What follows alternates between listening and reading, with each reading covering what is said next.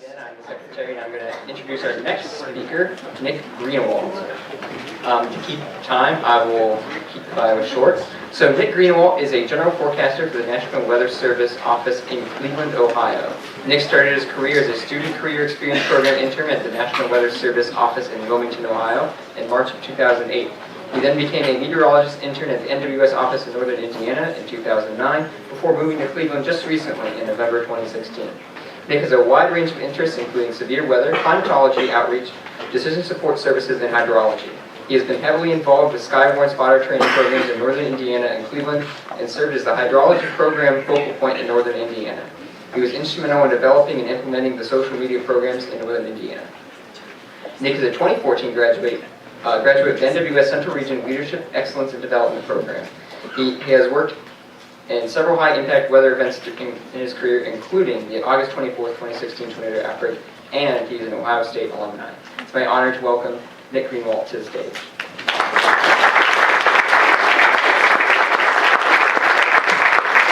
Thanks, everyone. We'll go ahead and jump right into this here. I got several slides I'd like to go through, but the crux of this talk is I want to give everyone a perspective of what it's like to be in the hot seat when you have to make a decision whether or not to issue a warning. Potentially a tornado warning, and it's really a delicate balance because you don't want to overwarn on things, you don't want to desensitize the public and issue a lot of false alarm warnings that don't verify. But there are certain days and certain events that crop up every several years, high impact events, where relying on the meteorology and relying on your expertise as a radar operator can really benefit you to putting out the best warnings. So we're going to go through a little recap of what happened on August 24th, some statistics, talk a little bit about what it looked like in the WFO in northern Indiana at the time.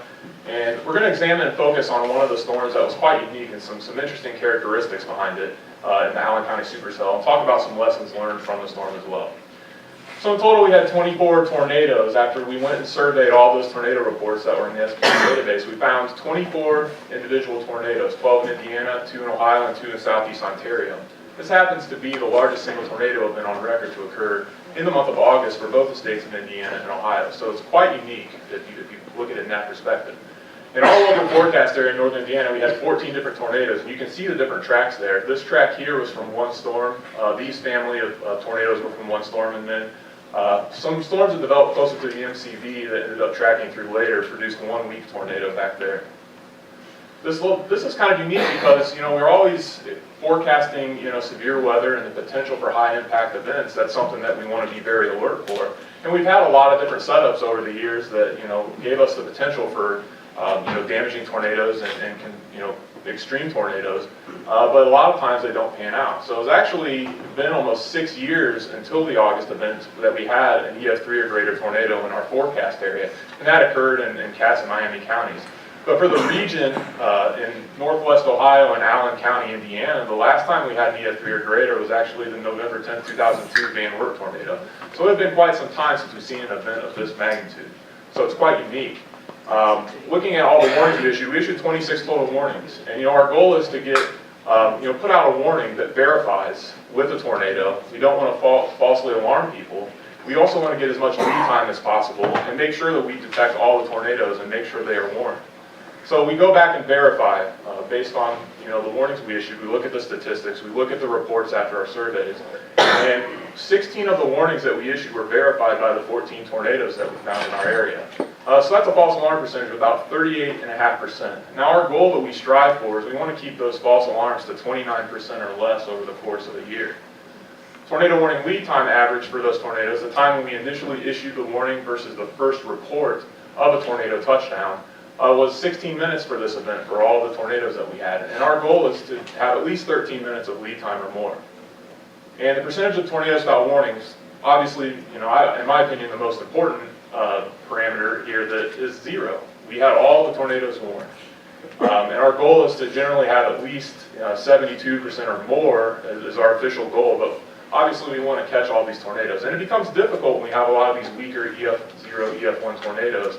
But certainly these major tornadoes, EF3, EF4s, and EF5s, we certainly want to make sure that we do capture those within our warnings. Fortunately, there were no fatalities during this event, and only one reported minor injury. So it was quite remarkable considering the significance of the tornadoes during this event. So we're going to step back and look a little bit about what exactly was it like leaving the night before and expecting maybe a low-end conditional severe weather threat, and coming in the next morning in the midst of developing supercells that are tornadic upstream of your county warning area, and figuring out how to handle that night and how to handle that shift. Everything that we do at Northern Indiana, or that we did when I was there, revolved around a severe weather operations plan. Anytime we have severe weather, we have a plan on how we're going to allocate our staff, what their roles are going to be, and making sure that everything is accomplished and we don't leave anything fall through the cracks. Everybody has a specific duty. Every forecaster is working on a certain thing. And we have actually someone that's facilitating and actually executing this plan, our warning coordinator. He will actually make sure, he or she will actually make sure that we are executing the plans and that everything is being covered as far as making sure that someone's getting reports, making sure that we're sending out our public forecast information, making sure that people are watching the radar and putting out warnings as necessary. So that's something that we fell back on during this event. We wanted to make sure that we executed our plan, even though this was an event that kind of cropped up on us and surprised us to the magnitude and the extent of the tornadoes that we had. Fortunately, we were well staffed during this event. We had 9 meteorologists at the onset of this event that were in the office at that time. That's quite unusual. A lot of times in a forecast office, you might only have 3 or 4 forecasters, but it was a combination of a few things. Shift change overlap, and it was actually training 2 new meteorologists that had just arrived on station. And it was actually someone's first day. I guess that's like equivalent of picking up a golf club for the first time and hitting a hole in one. As an operational meteorologist, that's probably a day you're never going to forget. But this allowed really optimal flexibility as the event evolved. We were allowed to execute our severe weather operations plan to the fullest. And I think that really, we can attribute the success of the event and the probability of detection, making sure that all the tornadoes were warned, to being able to execute our plans that we practiced. And we added 3 additional METs by the end of the event, so we were very well staffed. Now we had 1 warning meteorologist at the onset, and we'll look at the radar again, and we'll kind of examine what was happening there. But as the event evolved, we actually ended up having 3 different people issuing warnings and monitoring radar. And how do we accomplish that? Well, let's look at this radar loop here, and you can see this initial supercell that produced EF3 tornado in Kokomo, Indiana, moved into our forecast area. So we had 1 person that was focused on warning this storm alone. And I'll explain a bit why this is important. As the supercell developed to the north here and produced some tornadoes, we had another forecaster that was dedicated to that supercell as well. They were monitoring that storm and issuing warnings solely for that storm. A third forecaster started monitoring the storms behind closer to the MCB because they started to exhibit some characteristics of rotation, and we were concerned for that as well. So what is the advantage of doing this? Well, sectorizing warnings allows the meteorologist and the warning operator to focus solely on a storm. And as we talked about earlier in some of these talks, we're getting a lot more and more data, and I'll talk about that briefly as well. There's a lot more to look at. There's a lot more to process in making these decisions whether or not to warn on a storm. So we can be more detailed and focused on one individual storm. It lessens the workload. We're able to assimilate that information a lot easier versus having to look at storms all over our 37 county area of responsibility. And that allowed for more frequent warning updates. We were able to get updates as quickly as 5 minutes after we issued the warnings with new information as we were getting confirmed reports in real time. It also allows for more up-to-date storm locations because these storms were moving fairly quickly to the northeast, and we were also able to edit the storm motions and where they were tracking and areas that they were going to be affecting soon. So this was definitely worked to our advantage during this event. Some of the support tools that we look at. Well, you have to know what's going on in the environment, so we do utilize the SVC mesoanalysis page in real time during severe weather operations. You can't just go into monitoring radar and not understand what's going on in the environment. You got to understand what the threats are, looking at these different parameters, and having some type of conceptual model in your head of what can be happening in the environment that will help correlate what you see on radar with the reports that are actually being reported into the Weather Service office. Something that was unique as well is some new tools. We hadn't had a tornado outbreak in 6 years to this magnitude. So there were some new technologies that we got to utilize and that proved really beneficial to us in warning operations. Mesosails. I'll talk about that just briefly and touch on that. Traditional volume scans of radar generally take about 4 to 5 minutes to complete from the lowest scan all the way up through the storm until you get another image at the lowest level. Well, mesosales actually stops the volume scan, goes back to the lowest level, and rescans. So at times we were getting new information up to every minute or so during this event. And some of the more significant images we saw were during these mesosale scans, these supplemental scans. And obviously some of the dual pole data technology, we were really able to see a lot of the debris that was occurring with these tornadoes in real time. GR2. This allowed us for really easy volumetric analysis. We were able to look at things in a three-dimensional plane. You can actually see the tornado vortex from the Allen County Supercell extend even up to 15,000 feet into the storm, looking at this volumetrically. We can actually see the debris from this dual pole product correlation coefficient extend up to 10,000 feet above ground level. So this was quite remarkable because before, we used to have to pull radar data from GR2 like you would here at Ohio State. You would have to hit a server and then download that data. There's a little bit of a lag time. Well, new technologies in our weather forecast offices allow us to get radar data in real time into GR2. So it's more useful to us operationally. We can use it in real time, similar to what we're seeing on our AWIP systems as well. And it also allowed us to have a PC-based application to interrogate radar. So a second radar met at times would be interrogating the same storm as the warning met on AWIPs. So it's just another set of eyes. Things like normalized rotation, since there's so much data to look at, gives a really quick, good understanding of quantifying the strength of the rotation. So you can pick out, especially if you have a case where you have a lot of different areas of rotation, pick out the most strongest rotation and the biggest threat for potential tornadoes. So we were getting a lot of real-time reports, and this was beneficial. We were able to update our warnings every 5 minutes because we were getting information through social media, monitoring local and national media. We were able to see some of the footage and videos of these tornadoes in almost near real time. NWS Chat, a chat application that emergency managers and media are able to feed information to us as well as amateur radio operators in real time. The virtual operation support team, I'm not going to talk too much about this because Jay Farlow in the next presentation will talk a little bit about some of these tools and how they were able to efficiently get us reports in real time. But we also utilized the 800 megahertz and Marks radio as well as amateur radio to get almost near real-time information. So that was very beneficial to us to understand what was happening and being able to look at radar and see the impact that we were seeing from radar actually come to fruition on the ground. So the Allen County Supercell. It was a pretty unique storm. It produced 5 different tornadoes all the way up from just northeast of Fort Wayne into northwest Ohio. But we're going to focus on 2 of the strongest tornadoes that were produced from this supercell.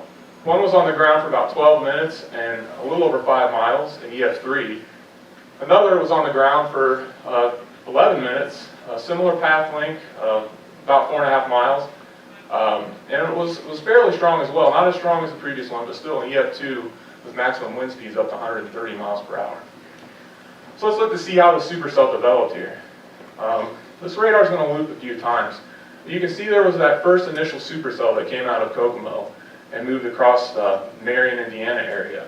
There was a large area of stratiform rain that quickly went away. We can start to see on the backside of that stratiform rain shield a rapid intensification of the supercell near the Fort Wayne area.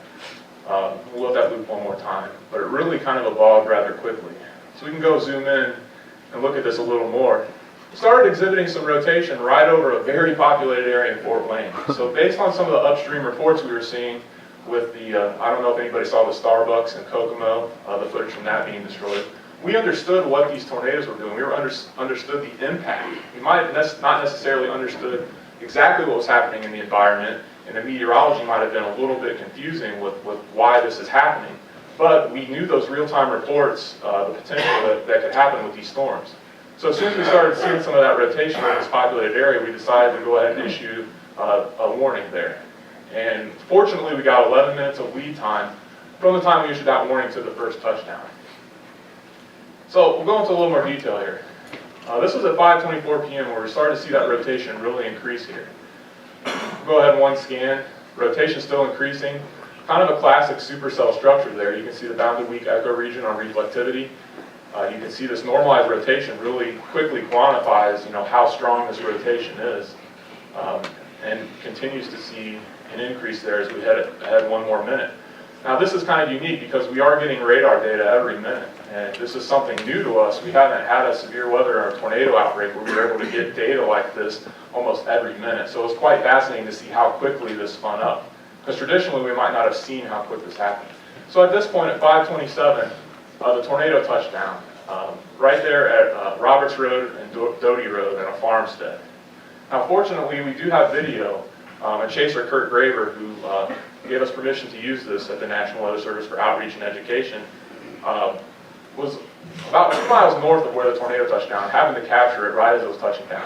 Now you can't really see anything at this point. You do see the wall cloud, and you can see the strong rotation with the mesocyclone, but you can't really see what's happening on the ground because you don't see a funnel. You can't really see the base of the wall cloud very clearly. But he's driving, a little closer to it, and in a bit you'll be able to see what's happening. And what was unique is we were getting a lot of these reports in near real time, thanks to some of the information tools that were being utilized by our amateur radio operators. We were understanding what was happening almost instantly. So as you can see, you can finally get a glimpse there of the funnel itself. So heading forward another minute, he continues to drive towards the storm. So again, talking about what's so unique about this event and what we weren't understanding with the meteorology, the threat didn't seem to be this intense, where you can finally see a little more of the funnel there. So it's really critical to get these real-time observations on what's happening with the ground, because sometimes that meteorology is the link to be able to understand what we're seeing on radar with what's actually occurring. A lot of times we get these strong mid or low level mesocyclones that don't necessarily produce anything. So it's critical to actually see what's going on there. Now another interesting thing that I'll show here is during this damage survey, and we'll look at several videos from the survey, we had a volunteer with a drone that actually traveled with us. We were able to get aerial imagery in real time during this tornado survey. It was very beneficial because we were able to accurately see the track of the tornado instantly in real time and not have to do any type of flyover or anything. So this is the first image looking to the southwest. You can see the initial tornado touchdown right there.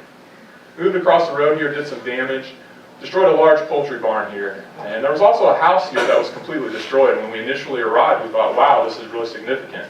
But we had to closer examine what was happening with that tornado in that house. It wasn't necessarily bolted down, it was just kind of nailed down. So it just picked up and moved on. So when we first arrived and had the initial impressions, it's like, oh, we might need to dig a little deeper to get a more accurate assessment of how strong this tornado was. So it might be hard to see, but I want you all to focus right around here.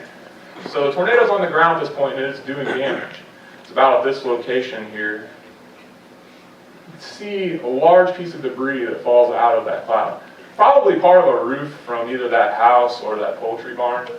But another interesting thing right here is it almost seems like there could be a possibility of a second funnel there. There's potential that this was a multi-vortex tornado, and we were receiving reports with some of these tornadoes that they were multiple vortex. And some of our damage survey, we did find damage further away from the tornado as well, so it's possible that maybe a satellite tornado may have done some damage based on our survey. So we'll go ahead another minute, and this is when the tornado is at its strongest. Again, this is a supplemental scan, so 5-6 years ago we wouldn't have had this particular image. This image would have not existed, and the latest image we would have had may have been 4 or 5 minutes old at this time. So we'll go ahead and continue this video forward, but you can see the mesocyclone just continues to increase. You can actually start to see that bounded weak ecoregion fills in. At this point, we're not seeing any indication of debris from our correlation coefficient, the dual pole products, but we're still continuing to monitor. This is when the tornado was doing its EF3 damage, and based on the pictures I'll show you here in just a second, crossing this roadway here, struck a farm and completely destroyed 3 buildings and did significant damage to the house. Some of the most significant damage that we've seen, there were actually a dump truck that was picked up out of this garage and thrown about 70 yards away. And the whole of the dump truck was actually taken off of the dump truck, and the engine was found about 30 yards from it as well. So you can just see the violence in that as well. But this is key because getting this information real time can help us confirm before we see any indication. Now, when you see a signal this strong, you know likely there's a tornado on the ground. But until we get that confirmation from radar, we rely on the information from our spotters. So this is basically that same drone footage or picture that we saw before, but looking off to the northeast at this point instead of the southwest. This is that farm that was struck there. Notice you can see just exactly where the tornado tracked with that strong convergence in that cornfield. Zoom in a little closer here. You can see these were the 3 buildings that were completely destroyed, significant damage to this house, and it looks like the center of that tornado went directly over those buildings based on what we're seeing from above. Just incredible destruction. This is actually further upstream looking back southwest towards that farm as well, and you can continue to see the convergence in the corn, exactly where that tornado struck. So we estimated, again, based on some of the footage that we saw and some of the damage and how it was spread across that, at this time it was probably about what we estimated 500 yards wide. On the ground, the damage was incredible. You can see a lot of these trees were completely ripped of all of their limbs. Things inside, such as this farm equipment and vehicles, are just completely mangled. So this is something that we had to take a lot of time to look at because it was kind of a really high NDF3, and we were concerned that it even could have been a little stronger than that. So we made sure to investigate this as much as possible. You can see this was actually part of that dump truck. You can see some of the pieces of the vehicle out there that were thrown far away from that garage and barn. But you can see right where the corn was flattened and that convergence in the corn. So we'll go ahead and continue on. The next scan, it looks like the rotation is still very strong, and maybe actually it's weakened a little bit, and we can kind of confirm that looking at that normalized rotation product. But at this time we see that lowering in the CC. That confirms to us that the tornado is on the ground and doing damage. Now luckily we were getting these reports, so we knew that already, but if we didn't have those reports, it wouldn't have been until now at 5:30 versus 5:27, right around the time the tornado touched down, that the tornado was actually doing damage. So it's going to continue to cross this road here and strike a grove of trees right about now. And it'll continue off to the northeast, crossing this road towards the end of this footage. And this was some of the most significant damage to a house that we saw during this whole time of this tornado survey. We spoke to the gentleman who was at this house that I'll show here in a little bit, and he actually saw the tornado coming and decided to drive because of how large it was. It was a massive wedge tornado on the ground. So he drove along this road about a mile up this way, watched the tornado strike his house, and drove back and saw what was left of it, and we'll see that here in a second. So this is another aerial image there. You can see as it crossed that road there, does extensive damage to this grove of trees, and then that's that house I was mentioning. The center of the tornado goes directly over that house and a garage that was along that property. You can continue to see the path of that tornado all the way through. So this was really beneficial to us in real time to see. It actually probably cut our survey time in about half to get this aerial imagery in real time. Extensive tree damage there. Cycle through that. Now this was that house that I was talking about. Significant damage to the roof, a lot of shingle and siding damage that we can see there. A lot of the trees had a lot of the limbs snapped off as well. There was a garage. That car was in the garage and displaced, and all of that damage and all the debris was carried off into the field to the northeast. And this is why you don't want to be in a car during a tornado, because all the debris becomes essentially a missile. So some of the things that we were seeing were just incredible with this tornado. A piece of plywood here. This was on the northeastern facing side of the house. So it was wrapped back around the tornado and thrown into the house itself. And you can see a lot of the mud splattering on that as well. So this tornado continued off to the northeast across this road. And fortunately, what was unique about this event is we had so much footage of what was happening. And this is a pretty rural location, so we're not expecting to see a lot of footage of this. And again, it wasn't a highly anticipated event either, so it's not like there were just a bunch of chasers who were out and ready and staged to chase at this point. But Brandon Kopik was actually on this road here, and he was actually only about a quarter mile from the tornado. He gets very close. But the beginning of this is actually crossing this road here, Brush College Road. You see the power flashes, and this is when it was striking that house we just looked at, destroying all of the barn and a lot of the damage to some of the houses as well. But if you take a look closely, you can see all the debris flying around in there. Now again, this is a little close, and I don't know if I'd be comfortable being this close to a major tornado, but you can see when we surveyed it, we saw the center line of the tornado itself was in that field over there based on the drone footage that we saw. But towards the end of this video, you can see the edge of the tornado actually strikes this home here. it'll actually remove a piece of the roof right towards the end of this video. So that gave us a little more confidence in the width of the tornado, correlating some of this footage, this actual footage, with what we were seeing with the damage as well. So it's quite unique to get this high resolution footage and the data. So at this point, the tornado starts to weaken a little bit. You can see the debris continues to be lofted and carried off to the northeast. It still does some minor damage here or there. We didn't find too much, but as it crossed State Route 101 here, did some damage to some residences. But the rotation continued to weaken. We actually were able to confirm where the tornado lifted based on the drone imagery because it was out in the middle of a cornfield, and we probably wouldn't have seen that otherwise. So that footage allowed us to really see in real time what was happening, and scientifically to give us a really accurate survey and damage track versus just a lot of the straight line point A to point B that we see in a lot of historical survey tracks. So what was unique about this storm, it appears that there's an outflow boundary that emanated from this Kokomo supercell and raced to the northeast and happened to interact with this supercell right as it was developing and rapidly intensifying. As warning meteorologists, we hate boundaries. We hate seeing them. And why is that? Well, because along those boundaries, we get that horizontal vorticity that, like Ariel was explaining earlier, gets picked up and ingested into the storm. And a lot of times when we see that happen, we see rapid low-level mesocyclogenesis and even tornadogenesis. But you can see, we'll go one more time, there's the outflow, and as it races to the northeast, as soon as it catches that storm, boom, that's when everything just really rapidly intensified with that mesocyclone, and then was where the strongest tornado damage was seen.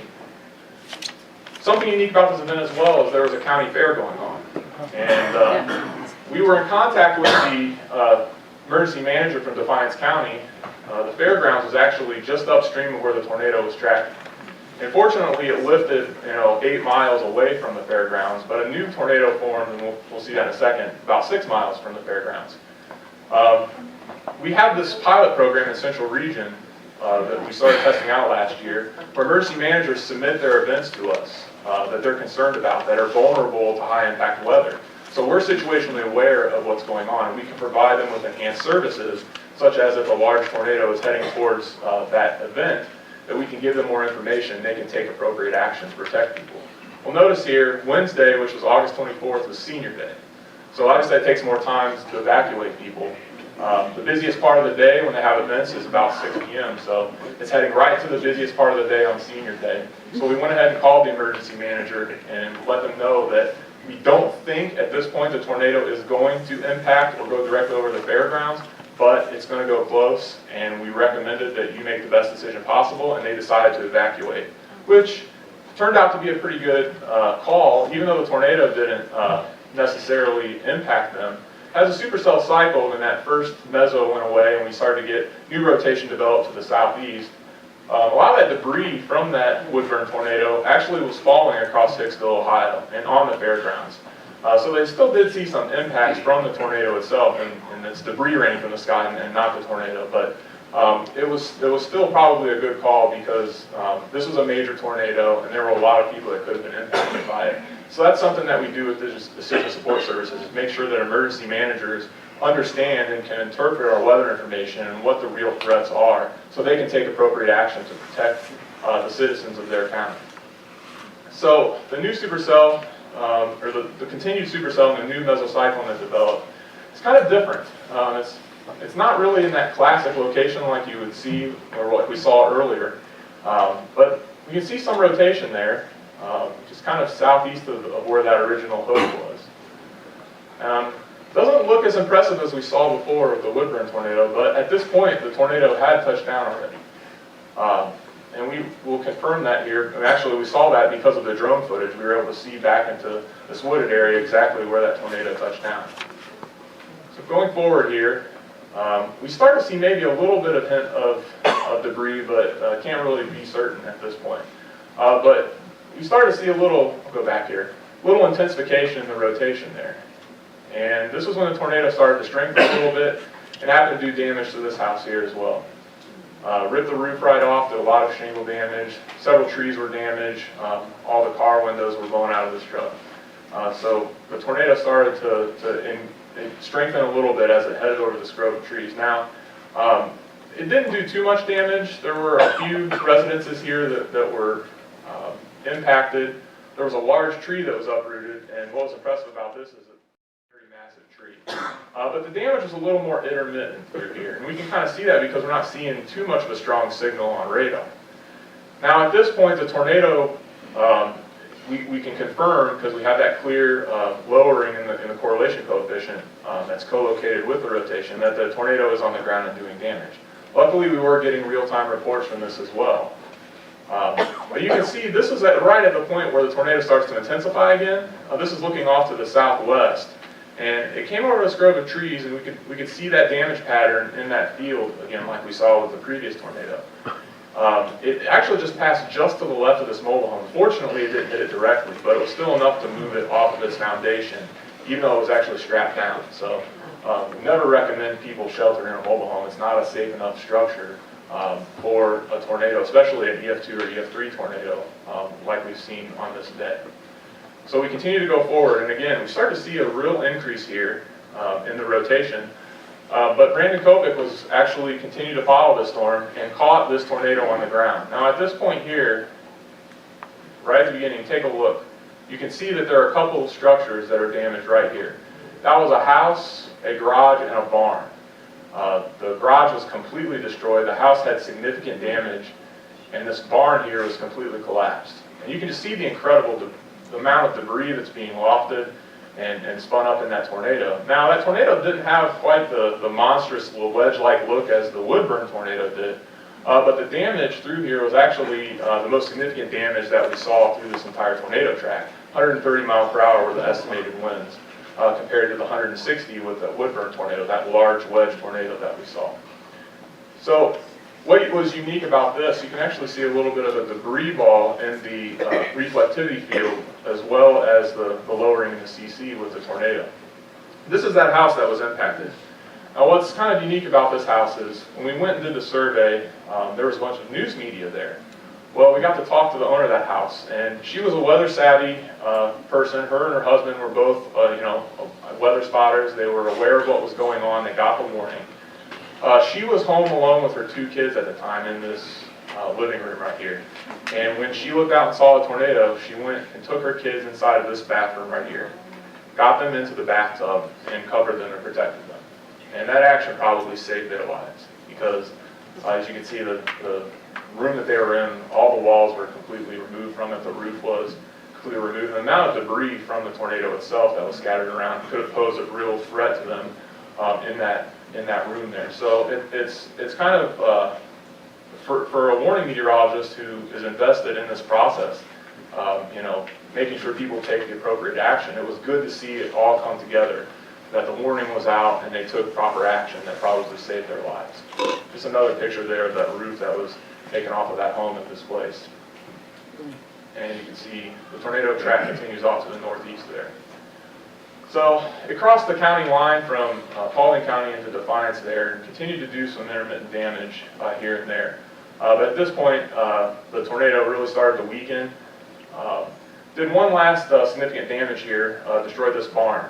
That garage right there was full of classic restored cars. We talked to the owner.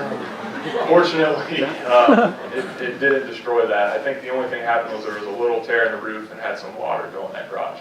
But we were able to confirm that there was no more visible damage or path in the fields as it got north of this road here. So we were able to conclude that the tornado lifted around this time in that location. Something that's unique about this is we talk about the challenges of radar and why it's so important to understand what's going on in the environment and why it's important that we get real-time information. This was the Woodburn tornado at its strongest, and this was the Cecil tornado at its strongest. This is at the same scale, zoomed in, but you can see here, this is about 3,200 feet above ground level at 38 miles away from the radar. You get 10 more miles away from the radar, this increases in elevation. The lowest elevation scan is about 4,400 feet above ground level. So we're definitely not seeing, the same type of rotation. We're not getting as clear of a picture with the radar. So that's why it's so crucial that we get real-time reporting and to be most successful in issuing warnings and putting out the most up-to-date information in our warnings. So what did we learn from this? Severe weather operations plans work. Even if you have a low-end severe weather threat at a weather forecast office, practice your severe weather operations plans. Make sure that you have the appropriate staffing for the magnitude of the threat, and make sure that all the roles are being filled, because you might come in one day and it might be an unexpected tornado outbreak. And if you practice the plan and you execute the plan and improve it and learn from it, it will work. Maintaining situational awareness is key. And that's also not only just understanding what's happening in the environment, but making sure that you have channels of getting information, whether it's from your trained spotters or the general public through social media, or working with the ham community in a virtual operations team or a virtual spotter team that can help facilitate the flow of information to us in an efficient manner. That's crucial in developing and maintaining those channels.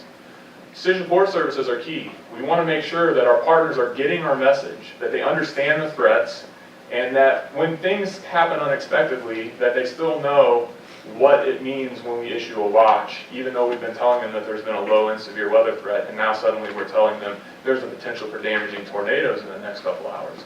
To understand that we're not always going to get it right, but developing a relationship with our partners and helping them understand that even if we do have something unexpected, we'll still be there, we'll still be monitoring, and to be alert for any potential watches or warnings. Technology and post-storm surveys. The drone footage was absolutely incredibly beneficial, not only to the efficiency of the survey itself, but the scientific accuracy of the survey. It's really hard and really not cost effective to get a Civil Air Patrol flyover every time we have a borderline EF2, EF3 tornado. But with the technology nowadays, the availability of drones, it's easy to get a quick aerial survey of what's happened out there. So partnering with emergency management and other channels for volunteers that do have these this technology and are willing to share the footage and travel along with us during tornado surveys is really crucial. So I want to thank Scott Jordan. This was the volunteer that tagged along with us for the day for surveying those 2 tornadoes and provided the drone footage to us. Todd Olson, Amos Dotson, and Jeff Watson from the Northern Indiana Forecast Office, who are doing a separate presentation and presenting at some other conferences, but we collaborated a lot, looking at this event.